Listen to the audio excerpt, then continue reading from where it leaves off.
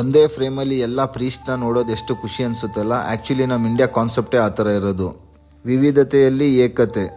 ಇದ್ರ ಬಗ್ಗೆ ಇಲ್ಲಿ ಮೇಡಮ್ ಒಂದು ಮಾತು ಹೇಳ್ತಾರೆ, ತುಂಬ ಖುಷಿ ಅನಿಸ್ತು, ಕೇಳಿ ಏನಂತ. ಓದಿ ಬ್ರಾಹ್ಮಣನಾಗು, ಕಾದಿ ಕ್ಷತ್ರಿಯನಾಗು, ಶೂದ್ರ ವೈಶ್ಯನೇ ಆಗು, ದುಡಿದು ಗಳಿಸಿ ಏನಾದರೂ ಆಗು, ಹಿಂದೂ ಮುಸ್ಲಿಮನಾಗು, ಬೌದ್ಧ ಕ್ರೈಸ್ತನೇ ಆಗು, ಚಾರ್ವಾಕನೇ ಆಗು, ಭೋಗ ಬಯಸಿ ಏನಾದರೂ ಆಗು, ಏನಾದರೂ ಸರಿಯೇ ಮೊದಲು ಮಾನವನಾಗು.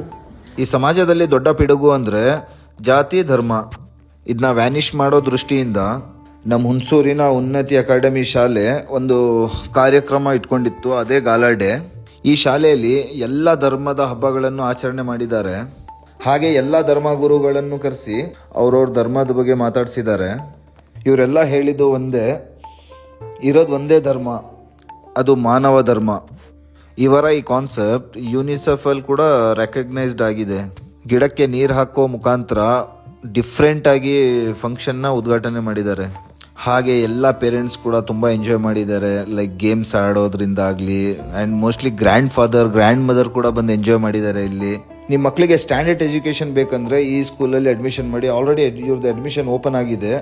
ನಂಬರ್ನ ನಾನು ಡಿಸ್ಪ್ಲೇ ಮಾಡ್ತೀನಿ, ಬೇಕಾದರೆ ನೀವು ಮೋರ್ ಡೀಟೇಲ್ಸ್ಗೋಸ್ಕರ ಕಾಂಟ್ಯಾಕ್ಟ್ ಮಾಡ್ಕೊಳ್ಳಿ. ಆದಷ್ಟು ಈ ರೀಲ್ನ ನಿಮ್ಮ ಫ್ಯಾಮಿಲಿ ಫ್ರೆಂಡ್ಸ್ ಜೊತೆ ಶೇರ್ ಮಾಡಿ. Thank you.